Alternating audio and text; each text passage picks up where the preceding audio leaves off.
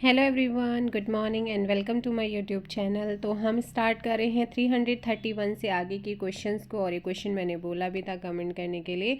तो क्वेश्चन है आज का फर्स्ट और वैसे नंबरिंग है 331। कांग्रेस के प्रतिनिधि के रूप में गांधी जी ने किस एकमात्र गोलमेज सम्मेलन में भाग लिया था? तो आप लोगों को पता है कि गोलमेज सम्मेलन बुलाया गया था सविनय अवज्ञा आंदोलन को लेकर के। तो भाई आपका जो गांधी जी ने पार्टिसिपेट किया था वो किया था, फर्स्ट में नहीं किया था, ना ही थर्ड में किया था। तो उन्होंने किया था किसमें? ऑप्शन बी सेकंड में किया था। ठीक है, सेकंड में किया था। सो नेक्स्ट क्वेश्चन आप लोगों का आता है कम्युनल अवार्ड 1932। कम्युनल अवार्ड 1932 की अगर हम बात करते हैं तो ये किसने प्रस्तुत किया है, ये आपसे पूछा गया है। जल्दी से कमेंट कीजिएगा। क्वेश्चन नंबर 331, कम्युनल अवार्ड किसने प्रस्तुत किया? सो ध्यान रखना है कि जो कम्युनल अवार्ड है इसे प्रस्तुत किया था, 32 का ऑप्शन है, रैमजी मैकडोनाल्ड ने किया था, जो कि एक ब्रिटिश प्रधानमंत्री था। उन्होंने 16 अगस्त 1932 को कम्युनल अवार्ड की घोषणा करी थी। ठीक है, यानी कि प्रस्तुत किया था। अब ये क्या था?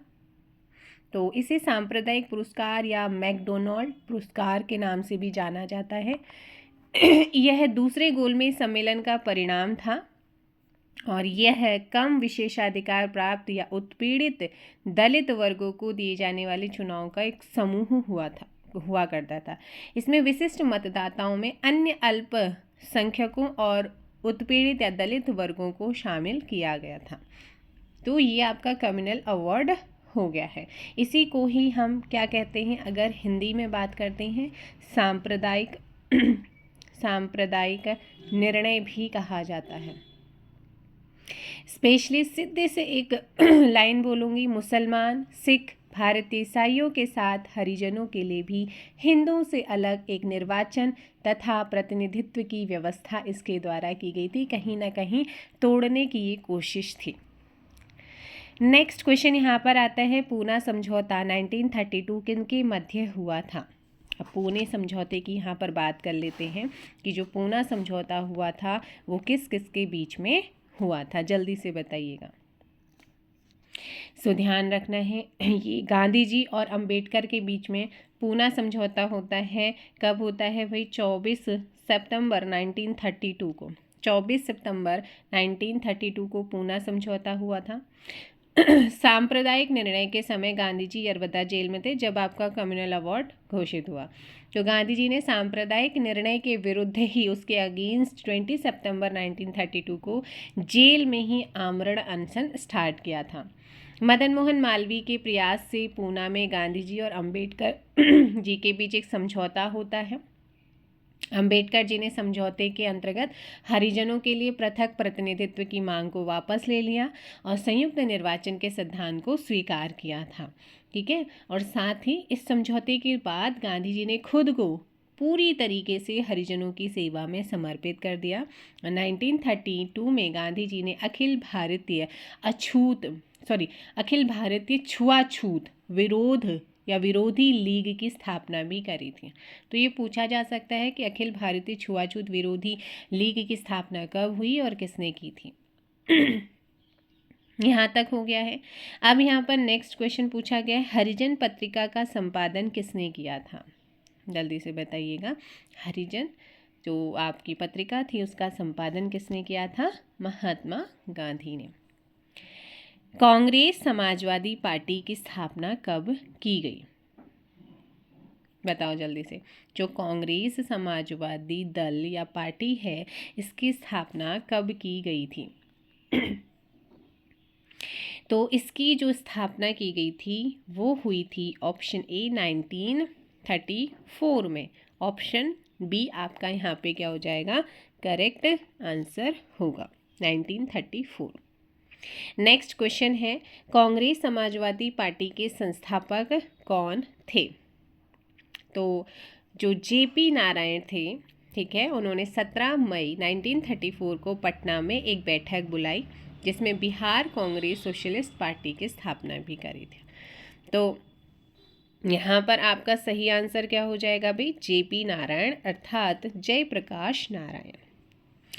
नेक्स्ट क्वेश्चन है देखो 336 में, वैसे तो देखो इन्होंने तो बिहार सोशलिस्ट पार्टी के इस्टेब्लिश किया था, लेकिन समाजवादी जो पार्टी है, कांग्रेस समाजवादी दल, ठीक है ना, इसको जैसे मीनू मसानी, आचार्य नरेंद्र थे, ये भी शामिल थे। फिर हम क्या लगाएंगे? Option D.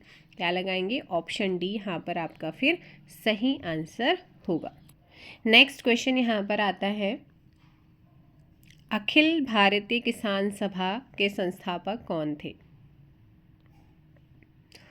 तो जल्दी से बताइएगा यहाँ पे। अगर मैं बात करूँ, अखिल भारतीय किसान सभा जो 1936 में इस्टेब्लिश हुई थी, ठीक है, और इसके जो संस्थापक माने जाते हैं वो माने जाते हैं स्वामी सहजानंद सरस्वती, ठीक है, सहजानंद सरस्वती। नेक्स्ट क्वेश्चन आपका आता है भाई, all India trade union Congress के पहले अध्यक्ष कौन थे? All India trade union Congress के पहले अध्यक्ष तो ये आपका जो AITUC Akhil Bharatiya trade union Congress की स्थापना 1920 में लाला लाजपत राय के द्वारा की गई थी। मतलब लाला लाजपत क्या थे? इसके पहले अध्यक्ष थे, ठीक है। और 1945 तक कांग्रेसी समाजवादी कम्युनिस्ट AITUC में काम करते थे, जो भारत के मजदूरों का एक केंद्रीय ट्रेड यूनियन संगठन हुआ करता था। इसके बाद ट्रेड यूनियन आंदोलन राजनीतिक आधार पर क्या हो जाता है? डिवाइड हो जाता है। तो अध्यक्ष की बात हो रही है, तो अध्यक्ष बने थे लाला लाजपत राय, ठीक है। अगला है, भारत सरकार अधिनियम 1935 के आधार पर भारत में प्रांतीय चुनाव कब संपन्न हुए थे? भारत सरकार अधिनियम 1935 ईस्वी के आधार पर भारत में प्रांतीय चुनाव कब संपन्न हुए? इसका जो सही आंसर है वो क्या हो जाएगा? जल्दी से बताइएगा। ऑप्शन सी, 1937 में हुए थे। चुनाव 11 प्रांतों में हुए थे, जिसमें मद्रास, मध्य प्रांत, बिहार, उड़ीसा, संयुक्त प्रांत, बॉम्बे प्रेसिडेंसी, असम, उत्तर पश्चिमी सीमा प्रांत, बंगाल है, पंजाब है और सिंध। और इनकी जो परिणाम आए थे अंतिम, वो फरवरी 1937 में घोषित किए गए थे, ठीक है। चलो भाई, अब यहाँ पे ना आपका 1935 का भारत सरकार अधिनियम आया है, तो ये बहुत इंपॉर्टेंट है। साइमन कमीशन, नेहरू समिति, तीनों गोलमेज सम्मेलन के प्रस्तावों के आधार पर ये अधिनियम पारित होता है, ठीक है। ये बिना प्रस्तावना का व्यापक अधिनियम था, जो भारत के संविधान का आधार बना, और 2/3 अनुच्छेद इसी से लिए गए, उनकी 2/3। ब्रिटिश भारत व देशी रियासतों को मिलाकर एक अखिल भारतीय संघ बनाने का प्रावधान भी इसी अधिनियम के द्वारा किया गया। गवर्नर जनरल की कार्यकारी परिषद में 3 सदस्य जो गवर्नर जनरल था उसके द्वारा नियुक्त किए जाने थे, और 10 सदस्य जनप्रतिनिधियों में से नियुक्त किए जाने थे इसी के द्वारा। गवर्नर जनरल को वीटो और अध्यादेश जारी करने का अधिकार दिया गया था। जो सब्जेक्ट हुआ करते थे उन्हें 3 सूची 3 लिस्ट में डिवाइड किया गया। संघ सूची, ठीक है, 59 सब्जेक्ट थे, राज्य सूची 54 थे, और समवर्ती सूची 36 सब्जेक्ट थे। सिंध, उड़ीसा और उत्तर पश्चिमी सीमा प्रांत 3 नए राज्य बने थे इसी के द्वारा। जो वर्मा करंट का म्यांमार है उसको भारत से अलग करने का प्रावधान भी इसी के द्वारा हुआ। केंद्रीय बैंक की स्थापना का प्रावधान इसी के द्वारा किया गया। 11 में से 6 प्रांतों में द्विसदनीय व्यवस्था लागू की गई। बिहार, बंगाल, असम, संयुक्त प्रांत और बम्बई और मद्रास, ठीक है, ये थे 6 प्रांतों में द्वैत शासन समाप्त कर प्रांतीय स्वायत्तता दी गई थी। भारत सरकार अधिनियम 1935 के तहत ही भारतीयों को प्रांतीय शासन का अधिकार मिला, जिसके परिणाम स्वरूप 1937 में प्रांतीय विधानसभा के चुनाव हुए। तो ये कुछ इंपॉर्टेंट चीज़ें हैं। अब आता है आपका नेक्स्ट क्वेश्चन 340। 1937 ईस्वी में गठित प्रांतीय कांग्रेसी मंत्रिमंडल ने 1939 ईस्वी में इस्तीफा क्यों दिया? ठीक है, इस्तीफा क्यों दिया था, क्या रीज़न था? तो यहाँ पर आपका जो सही आंसर होगा वो जल्दी से बताइएगा। तो यहाँ पे आपका जो एग्जैक्ट आंसर बनता है वो है भारत को सेकेंड वर्ल्ड वॉर यानी कि द्वितीय विश्व युद्ध में शामिल करने के कारण जो है इस्तीफा दिया था। क्या हो जाएगा? ये सही होगा। अगला क्वेश्चन यहाँ पर आता है, किस अधिनियम के द्वारा ब्रिटिश भारत के प्रांतों में द्वैध शासन व्यवस्था लागू की गई थी? तो प्रांतों में द्वैध शासन किस अधिनियम के द्वारा लागू होता है? भारत सरकार अधिनियम 1935। नेक्स्ट क्वेश्चन आता है भाई, जल्दी से बताइएगा। मुस्लिम लीग ने किस वर्ष पृथक पाकिस्तान की मांग रखी थी? अब पृथक पाकिस्तान की मांग कब रखी थी मुस्लिम लीग ने? तो यहाँ पर आपने ध्यान रखना है 342 और ऑप्शन होगा बी 1940 ईस्वी में। ठीक है, अब यहीं पर 1940 आया है तो अगस्त प्रस्ताव की बात करते हैं। 8 अगस्त 1940 को युद्ध में भारतीयों का समर्थन हासिल है। जो आपको पता है कि 1939 से सेकेंड वर्ल्ड वॉर स्टार्ट हुआ था और उसी में सहयोग चाहते थे ब्रिटिश। तो अब भारतीयों का समर्थन हासिल करने के उद्देश्य से ही जो वायसराय लॉर्ड लिनलिथगो था उसने अगस्त प्रस्ताव क्या करा था? पेश किया, प्रेजेंट किया।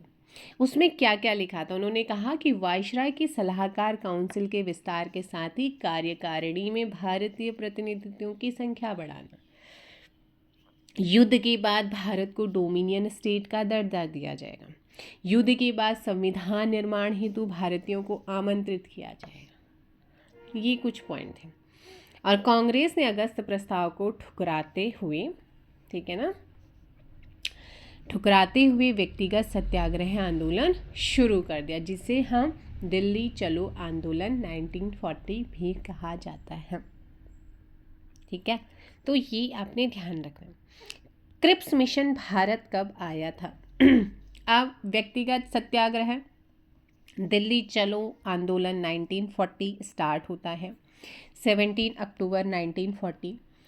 ब्रिटिश निर्णय के अगेंस्ट गांधी जी ने कुछ चुने हुए व्यक्तियों के साथ सीमित पैमाने पर एक सत्याग्रह चलाया जिसे इंडिविजुअल सत्याग्रह कहते हैं, जिसमें पहले सत्याग्रही उनके साथ जुड़े थे विनोबा भावे, सेकंड जुड़े थे जवाहरलाल नेहरू, और ऐसे ही कारवां चलता रहा। सत्याग्रह को सीमित इसलिए रखा गया कि देश में ज़्यादा उथल पुथल ना हो और ब्रिटेन के युद्ध प्रयासों में बाधा ना पड़े। फिर उसके बाद जो है ये चल ही रहा था, तो 1942 में भेजा जाता है क्रिप्स मिशन।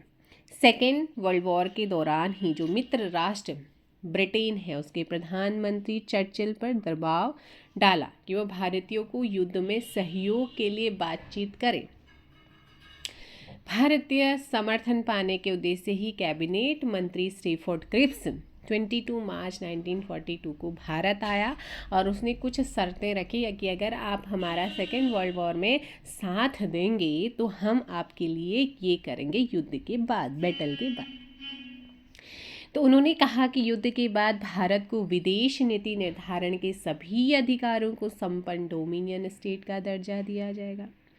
युद्ध के बाद प्रांतीय विधानमंडलों के निम्न सदन के सदस्यों के द्वारा संविधान सभा का निर्वाचन किया जाएगा और अल्पसंख्यकों के हितों के लिए पृथक समझौते पर भी वो तैयार हो जाए। उन्होंने कहा था कि समझौता किया जाएगा। तो गांधी जी जो कांग्रेस थे वो इससे भी सहमत नहीं थे। गांधी जी स्पेशली उन्होंने गांधी जी ने क्रिप्स जो प्रस्ताव था कब आया था? 1942। तो ऑप्शन क्या हो जाएगा? Option C 343 and correct answer C. Gandhi ji ने इस क्रिप्स मिशन को क्या कहा था? पोस्ट डेटेड चेक कहा था। पूछा जाता है कि post dated cheque Gandhi ji ने किस प्रस्ताव को? कांग्रेस और मुस्लिम लीग दोनों ने ही इस क्रिप्स प्रस्ताव को क्या करा था? एक साथ सहमति पर इसे अस्वीकार किया था। यहाँ तक समझ आया? चलिएगा अगले चलते हैं हम नेक्स्ट क्वेश्चन पे कि महात्मा गांधी जी ने करो या मरो डू और डाई का मंत्र किस आंदोलन के समय दिया। तो आपको पता है कि क्रिप्स मिशन के बाद जब ये भी अनसक्सेसफुल होते हैं और वो मनाने में कामयाब नहीं होते हैं तो फिर आते हैं भाई भारत छोड़ो आंदोलन, अगस्त क्रांति, क्योंकि अगस्त में हुआ था तो अगस्त क्रांति भी इसे बोला जाता है। 1940 सेकेंड वर्ल्ड वॉर युद्ध में जापान का प्रभुत्व बढ़ता जा रहा था। वस्तुओं की कमी और बढ़ती कीमतों ने भारतीय जनता को असंतोष और गहरा कर दिया था। 14 जुलाई 1942 वर्धा में आयोजित कांग्रेस कार्य समिति ने अंग्रेजों भारत छोड़ो प्रस्ताव पारित किया।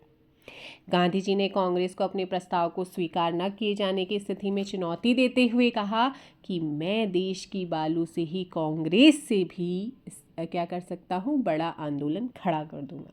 मतलब मानने को तैयार नहीं थे कि हम इस मूवमेंट को शुरू, तो उन्होंने ये चीज़ कही थी। 8 अगस्त 1942 को बम्बई के ग्वालियर टैंक में एक ऐतिहासिक सभा में महात्मा गांधी जी ने एक स्लोगन दिया, डू और डाई, करो या मरो। और आंदोलन की स्टार्टिंग होती है 9 अगस्त को तड़के ऑपरेशन जीरो आवर के तहत कांग्रेस के सभी बड़े नेता, मतलब ब्रिटिशर इतना उनको पता चल गया था कि अब ये रुकने वाले नहीं हैं, तो ऑपरेशन जीरो आवर के तहत उन्होंने बड़े बड़े नेताओं को जेल में डाल दिया। गांधी जी को भी पूना के आगा खां महल में जो है अन्य नेताओं को अहमदाबाद के किले में अलग अलग रखा गया था। इनको कांग्रेस के असंवैधानिक संस्था घोषित कर दिया। ठीक है, मतलब जो कांग्रेस थी उसे असंवैधानिक संस्था घोषित कर दिया गया। तो स्वतंत्रता आंदोलन के दौरान ये पहला ऐसा आंदोलन था जो नेतृत्व विहीनता के बावजूद उत्कर्ष चला, क्योंकि बड़े बड़े सभी लीडर्स जो थे उन्हें जब बंद कर दिया गया zero hour, operation zero hour के तहत, फिर भी ये रुका नहीं। तो कुछ यहाँ पे 6 मई 1944 को गांधी जी को जेल से रिहा किया गया। सरदार पटेल ने भारत छोड़ो आंदोलन को सेकंड आंदोलन कहा। उषा मेहता ने मुंबई में भूमिगत रेडियो स्टेशन की स्थापना की थी इसी के टाइम पे। तो ये सारी चीज़ें चलती रहीं। तो आप पूछा गया है कि किसने दिया था, तो इसका करेक्ट आंसर हो जाएगा ऑप्शन डी, भारत छोड़ो आंदोलन। अगला क्वेश्चन यहाँ पर आता है जो कि इम्पोर्टेंट है और ये क्वेश्चन बार बार पूछा जाता है। फॉरवर्ड ब्लॉक की स्थापना किसने की? तो फॉरवर्ड ब्लॉक 1939 का वो दिन था, 3 मई, ठीक है ना, 3 मई 1939 का वो डे था। एक राजनीतिक पार्टी बनी थी, ये बनाई थी सुभाष चंद्र बोस जी ने। तो ऑप्शन ए यहाँ पे करेक्ट आंसर होगा। आज़ाद हिंद फौज की स्थापना किसने की थी? जल्दी से बताइएगा, आज़ाद हिंद फौज की स्थापना किसने की? सो इसका करेक्ट आंसर क्या हो जाएगा? आज़ाद हिंद फौज की स्थापना अगर मैं बात करूं तो ये आपका किसने करी थी? 346। जल्दी बताओ।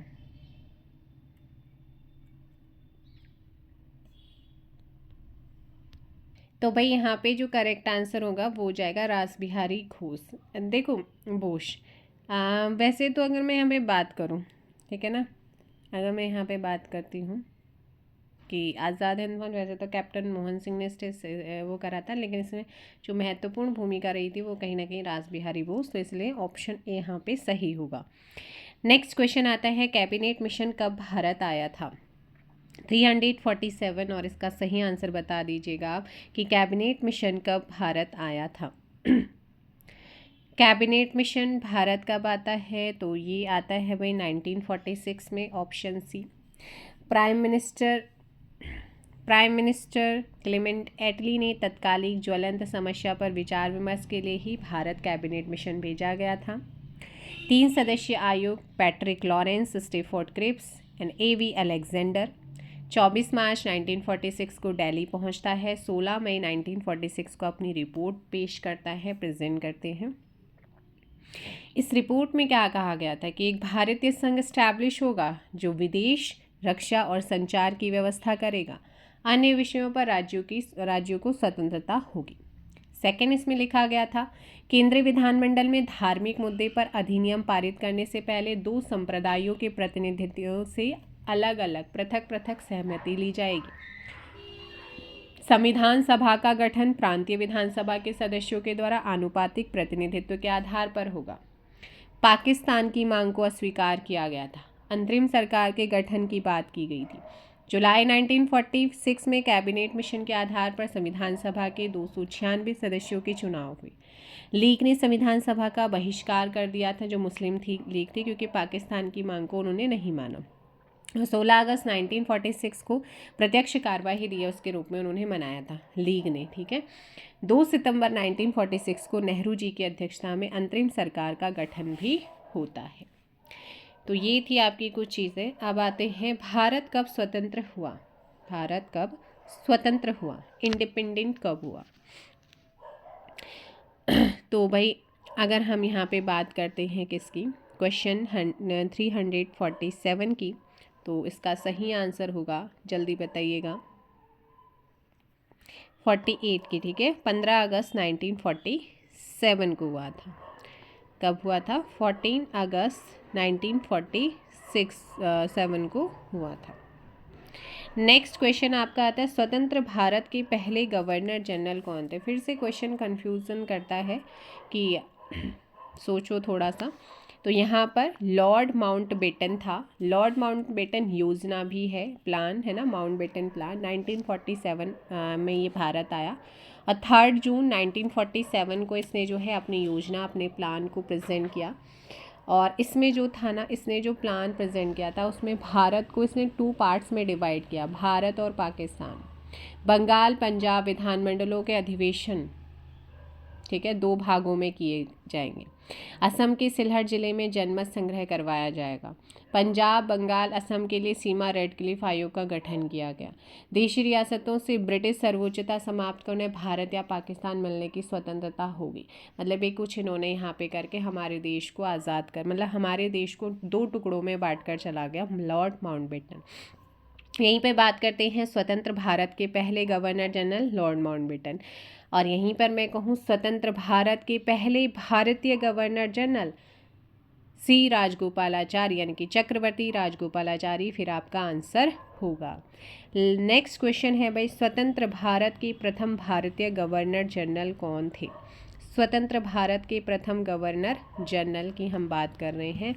तो फिर से प्रथम भारतीय पूछा गया है, अभी आपको बताया था चक्रवर्ती राजगोपालाचारी। ऑप्शन क्या हो जाएगा आपका? सी। नेक्स्ट क्वेश्चन आता है, सिंधु सभ्यता का सर्वाधिक मान्यता प्राप्त काल कौन सा है। तो भाई सिंधु सभ्यता का सर्वाधिक मान्यता प्राप्त काल की अगर मैं बात करती हूँ तो ये है भाई 2350 ईसा पूर्व से लेकर 1750 ईसा पूर्व का माना जाता है। Option B. सिंधु घाटी सभ्यता में घोड़े के अवशेष कहाँ से प्राप्त हुए हैं।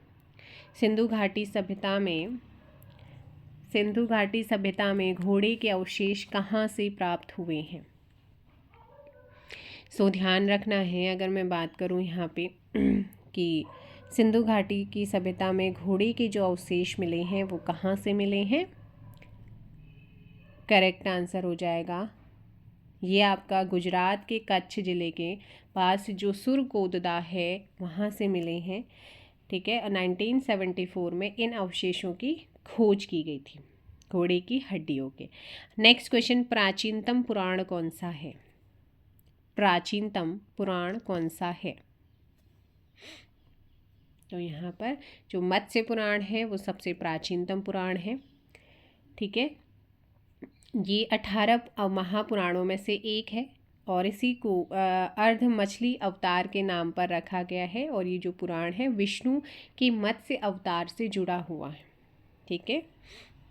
मार्कंडेय पुराण को भी प्राचीनतम पुराणों में माना जाता है, लेकिन सबसे ये है। नेक्स्ट क्वेश्चन आप लोगों का आता है कि नागार्जुन कौन थे। नागार्जुन कौन थे। नागार्जुन बताइएगा कौन थे। ये एक बौद्ध दार्शनिक थे। कौन थे भाई? बौद्ध दार्शनिक हुआ करते थे। अशोक के स्तंभ के लिए किस स्थान से पत्थर लाया गया। अशोक के स्तंभ के लिए किस स्थान से पत्थर लाया गया। तो ये उत्तर प्रदेश के सारनाथ में बना हुआ है। इसके लिए जो पत्थर लाया गया था वो चुनार से लाया जाता था। ऑप्शन सी आपका यहाँ पे करेक्ट आंसर होगा। नेक्स्ट क्वेश्चन है, सातवाहन शासकों की राजकीय भाषा थी, क्या थी? जो सातवाहन शासक थे इनकी राजकीय भाषा क्या हुआ करती थी, जल्दी से बताइएगा। तो इनकी राजकीय भाषा थी प्राकृत। यूरोपीय भाषा में अनुवादित प्रथम भारतीय ग्रंथ कौन सा है? जल्दी से बताइएगा। यूरोपीय भाषा में अनुवादित कालिदास का एक नाटक है, एक ग्रंथ है जिसका अनुवाद सर विलियम जोन्स ने अंग्रेजी में किया 1789 में, जो क्या हुआ था, प्रकाशित हुआ था, पब्लिश हुआ था। तो यहाँ पर आपने ध्यान रखना है अभिज्ञान शाकुंतलम, ठीक है। इसके अलावा भी मनुस्मृति है, उपनिषदों का भी यूरोपीय भाषा में अनुवाद किया जा चुका है। ये उपनिषदों का लैटिन में किया गया है, एनक्वेरिल डू पेरोन उन्होंने किया था। भगवत गीता का जर्मन में अनुवाद है विल्हेम हम्बोल्ट और आगस्ट श्रेगल ने किया था, ठीक है। कालिदास के शकुंतला का अनुवाद जर्मन, फ्रेंच, डेनिश, इटालियन में भी हुआ है सर विलियम जोन्स के अकॉर्डिंग। तो ये कुछ रचनाएं हैं। नेक्स्ट आप लोगों का क्वेश्चन है, वह गुप्त राजा जिसने विक्रमादित्य की उपाधि धारण की थी। तो आपको मैंने बताया है कि विक्रमादित्य की उपाधि धारण, मैंने आपको पीछे वाले क्वेश्चन एनिशेंट से स्टार्ट किया था तो बताया भी था। चंद्रगुप्त सेकंड था, ठीक है, चंद्रगुप्त सेकंड। अगला क्वेश्चन यहाँ पर आता है, हितोपदेश के लेखक हैं। तो हितोपदेश के लेखक कौन है? ये है नारायण पंडित। कौन है? नारायण पंडित। किस राज्य के संरक्षण में 3 संगमों का आयोजन किया गया? बताओ। किस राज्य के संरक्षण में 3 संगमों का आयोजन किया गया था? तो ये है पांडे, ठीक है ना। जो तमिलनाडु के मदुरै में जो पांडे शासक ने, उन्होंने 3 संगमों का आयोजन किया। इन संगमों के दौरान संगम साहित्य की रचना और संग्रहण किया गया था। यहाँ इस संगम युग में चेर, चोल और पांड्य राजवंशों का क्या हुआ करता था? शासन हुआ करता था। अगला यहाँ पर क्वेश्चन पूछा गया है कि कौन सा युग में सुमेलित नहीं है। अब कौन सा सुमेलित नहीं है बताओ। राज्य और राजधानी दी गई है। देखो, चोल की राजधानी तंजौर, चेर की वज्जी, पांड्य की मदुरै, आपको ये सारी चीज़ें बताई हैं। चालुक्य की राजधानी क्या थी? बताओ। चालुक्य वंश की जो राजधानी हुआ करती थी वो क्या थी?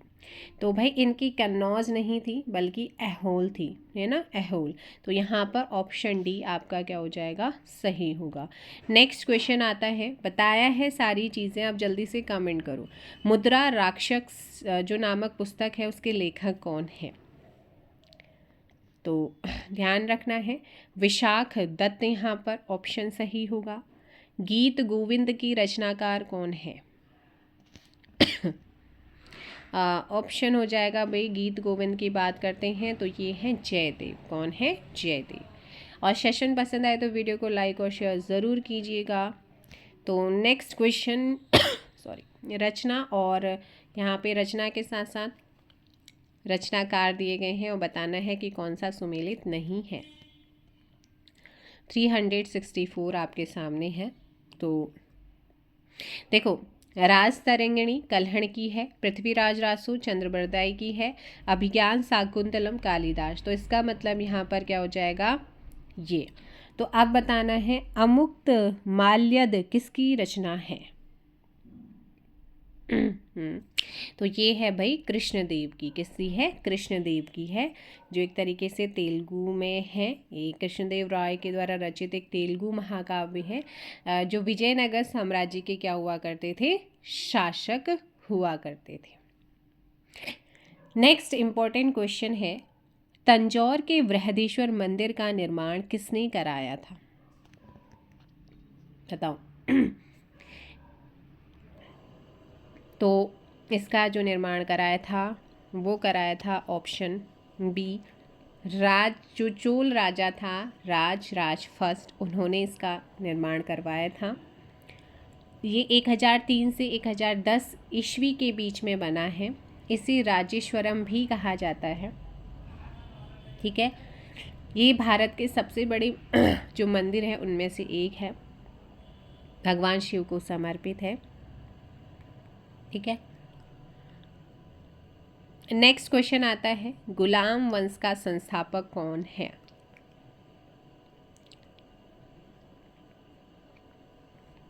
तो Qutbuddin Aibak, option A. Next question है कि सुल्तान ने दाशों का अलग विभाग बना रखा था। किस सुल्तान ने दाशों का अलग विभाग बना रखा था? तो ये है, आपको याद रखना है, फिरोज शाह तुगलक और मोहम्मद बिन तुगलक, इन दोनों ने ही करा था। लेकिन इसका जो फिरोज शाह था ना, उसके टाइम पे दासों के कल्याण के लिए दीवान बदगाम नाम का विभाग बनाया गया था। तो फिर यहाँ पर जो करेक्ट आंसर होगा वो हो जाएगा फिरोज शाह तुगलक। अगर फिरोज शाह ऑप्शन में नहीं होता फिर आप मोहम्मद बिन तुगलक लगाते, क्योंकि मोहम्मद बिन तुगलक ने कृषि के विकास के लिए दीवान ए कोही नाम का विभाग बनाया था। तो दोनों ने ही इस पे काम किया था, लेकिन हम बात कर रहे हैं कि दासों के लिए, तो दासों के लिए जो है वो फिरोज शाह तुगलक ने काम किया था। नेक्स्ट क्वेश्चन, बहुत ही इंपॉर्टेंट क्वेश्चन हैं दोनों ही, जल्दी से कमेंट कीजिएगा। सितार है ना, यहाँ पे क्वेश्चन आपसे पूछा गया है कि जो सितार है, सितार का आविष्कारक किसे माना जाता है? तो इम्पॉर्टेंट क्वेश्चन, अगर मैं सितार के आविष्कारक की बात करती हूँ तो ये है भाई अमीर खुसरो जी। ठीक है, नेक्स्ट क्वेश्चन है, मलिक काफूर कौन था? तो मलिक काफूर कौन था यहाँ पे? ऑप्शन क्या हो जाएगा 369 का डी, अलाउद्दीन खिलजी का सुयोग्य सेनापति था। नेक्स्ट क्वेश्चन है कि विजयनगर साम्राज्य की अवशेष कहाँ पाए जाते हैं? तो ये आपको मिलेंगे हम्पी में, कर्नाटका में हम्पी है वहाँ पे। निम्नलिखित में से किसे पूर्व का सिराज कहा जाता है? पूर्व का सिराज किसे कहा जाता है? तो करेक्ट आंसर हो जाएगा भाई जौनपुर को पूर्व का सिराज कहते हैं। ठीक है, इस क्यों कहते हैं? क्योंकि सरकी जो वंश था, सरकी डायनेस्टी के शासकों के शासनकाल में जौनपुर सांस्कृतिक उन्नति वहाँ पे हुई थी, है ना, कल्चरल डेवलपमेंट ज़्यादा हुआ, इसीलिए इसे भारत का सिराज कहते हैं। नेक्स्ट क्वेश्चन, कश्मीर के किस शासक को कश्मीरी बड़शाह महान सुल्तान के नाम से जाना जाता है? तो इसका सही आंसर जैन उल आबिदीन। भक्ति आंदोलन प्रारंभ किया गया था, ये कहाँ से प्रारंभ हुआ था? 373 अलवार नैनार संतों के द्वारा किया गया। सिख धर्म के संस्थापक कौन थे? गुरु नानक। अकबर ने बुलंद दरवाजे का निर्माण किस उपलक्ष्य में करवाया था? तो इसने जो है गुजरात विजय के। किसके शासनकाल में मलिक मोहम्मद जायसी ने पद्मावत की रचना की थी? तो शेरशाह। नेक्स्ट क्वेश्चन आपका आता है, अकबर ने अपनी राजधानी आगरा से कहाँ स्थानांतरित की थी? फतेहपुर सिकरी। दहशाला बंदोबस्त किसने स्थापित किया था या संबंधित है? तो ये है टोडरमल से। शिवाजी के राजनीतिक गुरु एवं संरक्षक कौन थे? तो 379 और करेक्ट आंसर डी, दादाजी कोंडदेव। राज्य क्षेत्र और संस्थापक यहाँ पे पूछा गया है, देखो बड़ौदा गायकवाड़। ठीक है, नागपुर के संस्थापक कौन थे? जल्दी बताओ। तो भाई यहाँ पे नागपुर का जो संस्थापक माना जाता है वो राजा बख्त बुलंद थे, न कि होलकर। ग्वालियर, सिंधिया और इंदौर होलकर। तो ऐसे में आपका क्या हो जाएगा? Option B. ऑप्शन बी क्या है? गलत है, बी फॉर बॉय। नेक्स्ट आता है 381 कि भारत के समुद्री मार्ग की खोज किसने की थी? Vasco D gamma. भारत में तंबाकू की खेती के प्रचलन का श्रेय किसे जाता है? पुर्तगालियों को जाता है। नेक्स्ट है बंगाल में द्वैध शासन को किसने लागू किया था? बंगाल में द्वैध शासन को किसने लागू किया था? तो इसका सही आंसर होगा रॉबर्ट क्लाइव। ठीक है। नेक्स्ट है निम्न में से कौन गवर्नर अपने को बंगाल का शेर कहा करता था? Lord Wellesley. धन की निकासी का सिद्धांत का प्रतिपादक कौन था? दादा भाई नेहरूजी। मध्य युग में यूरोप में निम्नलिखित में से कौन सा वर्ग सामाजिक एवं राजनीतिक रूप से अधिक महत्वपूर्ण था? तो ये सामंत हुआ करते थे, अधिक महत्वपूर्ण। नेक्स्ट है किस देश में औद्योगिक क्रांति की शुरुआत सबसे पहले हुई थी? किस देश में औद्योगिक क्रांति की शुरुआत सबसे पहले हुई थी?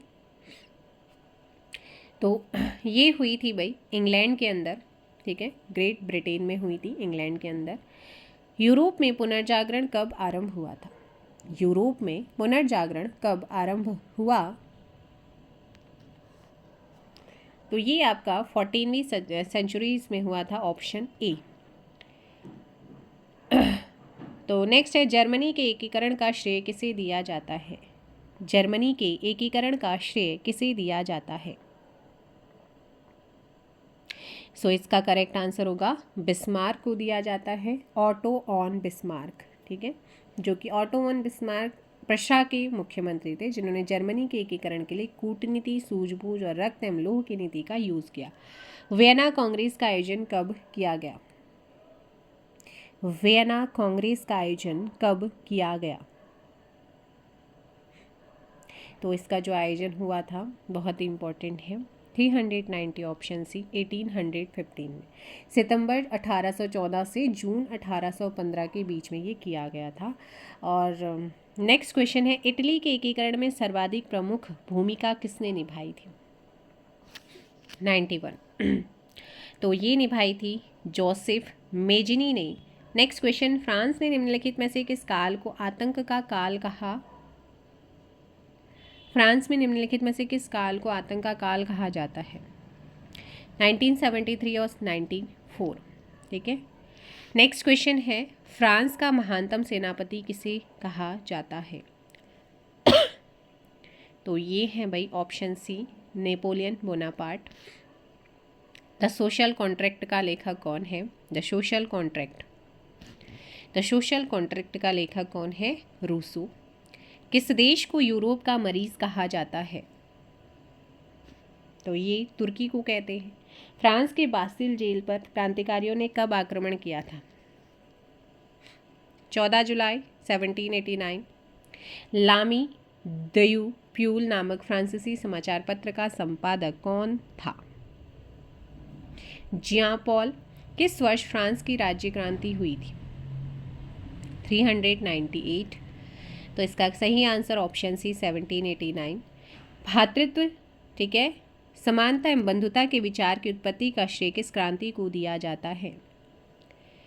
फ्रांस की राज्य क्रांति। 1789 में फ्रांस की राज्य क्रांति के समय इस देश पर किस वंश का शासन था?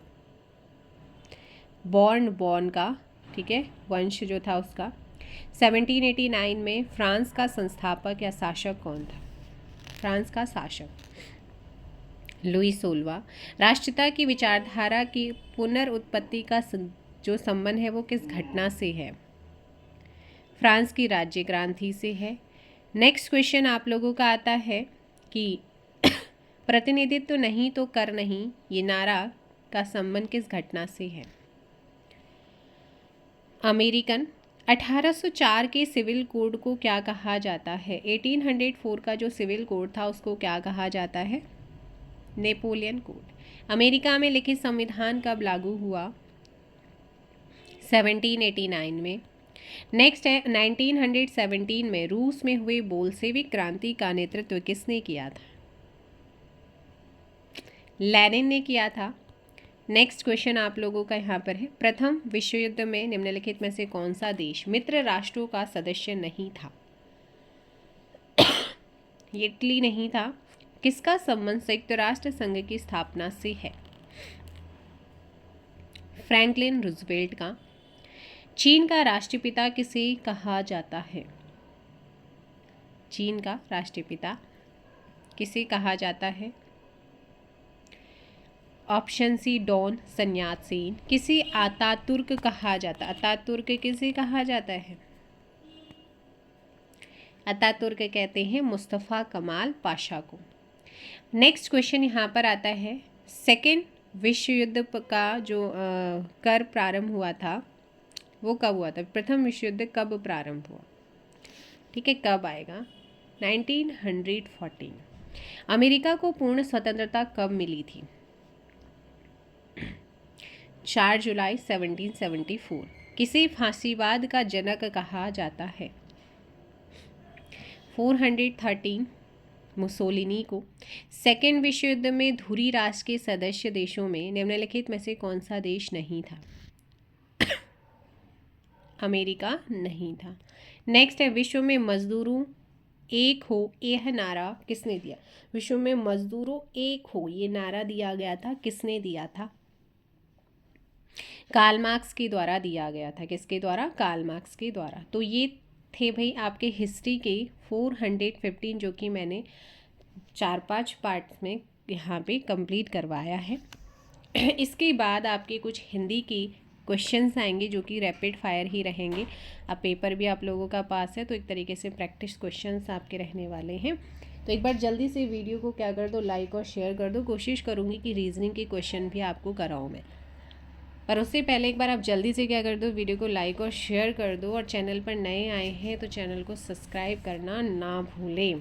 तो अब शुरू करेंगे हम हिंदी के कुछ इम्पॉर्टेंट क्वेश्चंस। ओके, अब देखो भाई यहाँ पे जो नेक्स्ट क्वेश्चन स्टार्ट हो रहा है वो रीजनिंग का है। निम्नलिखित वर्णमाला श्रृंखला में लुप्त पद ज्ञात करना है। जल्दी से बताओ लुप्त पद क्या होगा? अब या तो आप ऐसे जा सकते हैं, कैसे भाई? समझ में आ रहा है कुछ लॉजिक आपका क्या यूज़ हो रहा है इसमें? ए का अपोजिट जेड, सी का एक्स, ई का वी। ठीक है, तो इसके बाद क्या है? अब जी का अपोजिट क्या होता है? टी होता है। या तो आप ऐसे कर लीजिएगा, ठीक है, जी का अपोजिट टी, या ए से सी गए, सी से ई गए, ठीक है, +2 हुआ है। तो इसके बाद फिर क्या आएगा? ई +5 +2 क्या हो जाएगा? 7, और 7 पे आता है जी। जेड से एक्स हो रहे, माइनस में जा रहे हैं, और x से v जा रहे हैं, तो -2 अब v आपका आता है 22 पे, 22 - 2 करेंगे तो आपका t20 है ना, तो आपका क्या जाएगा? तब भी 2 लॉजिक आपके बैठ रहे हैं। नेक्स्ट क्वेश्चन पूछा गया, बी एफ का डी एस से उसी रूप में संबंध है जैसा कि पी एस का निम्नलिखित में। तो बताओ, तो बी एफ का जो संबंध डी एच से है वही पी एस का निम्नलिखित में से किससे हो? तो देखो ये आपका आता है एनालॉगी, लेटर एनालॉगी का क्वेश्चन है। अब बी से डी जाना है, बी आता है 2 पे, डी आता है 4 के। डिफरेंसेस क्या है भाई? +2। एफ आता है आपका कितने पे? 6 पे, और एच आता है 8 पे, तो +2 जो आपका लॉजिक लगा है वो +2 का लगा। पी और एस, ठीक है, पी आता है 16 पे, एस आता है 19 पे, तो पी में 16 + 2 कितना हो गया? 18 हो गया। और 18 पे कौन सा लेटर आता है भैया? आर आता है। 19 + 2 करेंगे तो क्या आएगा?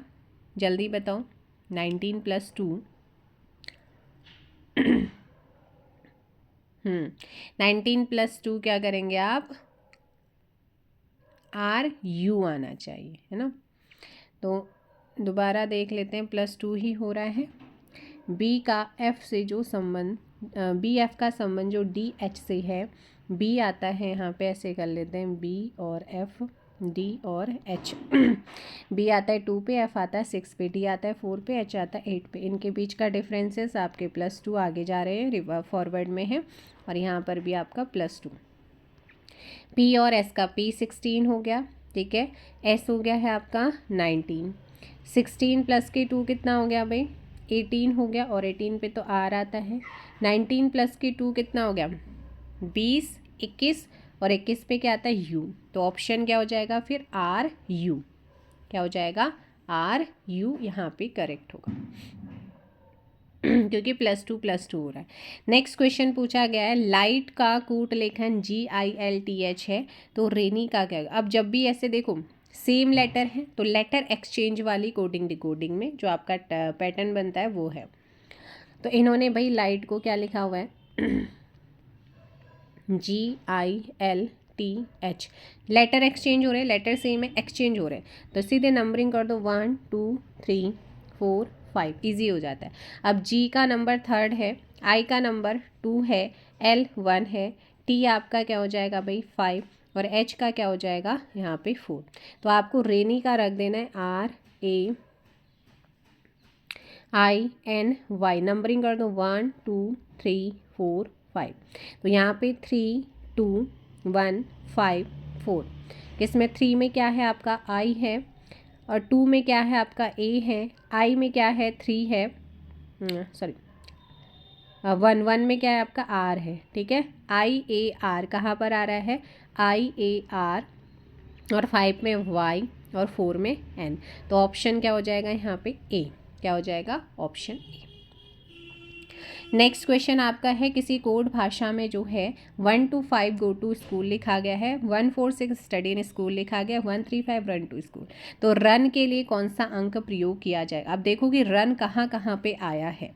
अगर रन की बात करते हैं तो एक ही जगह आया, तो अब यहाँ पे पता कैसे चलेगा? तो रन से पहले आपको 2 और स्कूल का निकालना पड़ेगा। अब देखो 2 और स्कूल यहाँ भी है, अब नीचे स्कूल नहीं है, तो देखो कि कॉमन ऐसा कौन सा नंबर है जो स्कूल के साथ साथ नीचे आया है? तो 1 है, 1 क्या हो गया भाई स्कूल का हो गया है।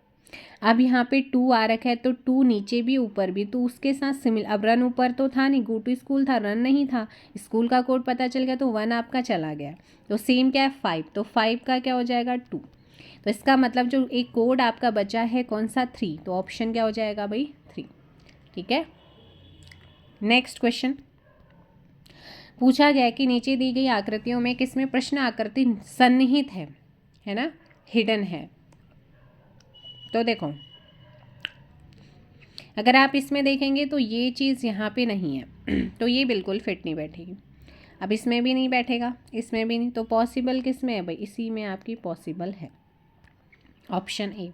नेक्स्ट क्वेश्चन, आकृति को आपने पूरा करना है, हालांकि इसमें दे भी रखा है, थोड़ा बहुत आपको समझ आ रहा, सॉल्व किया हुआ है शायद, हाँ जी। तो इसका जल्दी बताओ मुझे, PYQs पेपर ही हैं, किसी ना किसी पेपर में क्वेश्चन आ रखे हैं। तो भाई सीधी सी बात है, कंप्लीशन ऑफ फिगर का क्वेश्चन है, तो ये आपका कुछ इस तरीके से जाएगा। ये आपका क्यों नहीं जाएगा, बिल्कुल चिपका हुआ है, यहाँ पे वैसे ही नहीं जाएगा, और यहाँ पे आपकी लाइन नहीं है, तो इसलिए ऑप्शन डी हो जाएगा। नेक्स्ट क्वेश्चन आपका ये बोला गया है 63 में कि APRXS और Z एक पंक्ति में बैठे हैं, S और Z मध्य में है, ठीक है। जो S है, अब मैंने यहाँ पे बैठा दिया है, जो S है और Z है वो बीच में है, A और P किनारों पे है। अब भाई A यहाँ भी हो सकता है, ये P भी हो सकता है, A यहाँ भी हो सकता है, P यहाँ भी हो सकता है, हमें नहीं पता अभी कौन का। R A के बाईं ओर बैठा है, जो R है वो A के बाईं, अगर मैं, ठीक है, अगर मैं किसको A को यहाँ बैठाऊँ तो इसका लेफ़्ट यहाँ होगा, तो किनारा फिर होगा नहीं, इसीलिए जो है यहाँ पर आपका ध्यान रखना है कि यहाँ पे तो बैठा देंगे भाई हम A को, क्योंकि A का लेफ़्ट यहाँ पे, तो A के लेफ़्ट पे कौन बैठा हुआ है?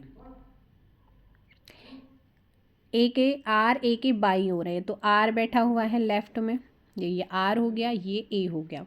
अब इसका मतलब यहाँ पे P है। P के ठीक दाई ओर कौन बैठा? अब देखो ये हो गया है, तो ठीक दाई ओर इसमें एक, अगर ये बीच में है तो एक पर्सन और बचेगा यहाँ पे, तो ये कौन आ गया X। अब ये सारे के सारे हो गए, तो P के ठीक राइट में, अब P ये है, P का ये लेफ्ट हो गया, ये राइट हो गया, तो राइट में कौन हो जाएगा X हो जाए, ऑप्शन बी।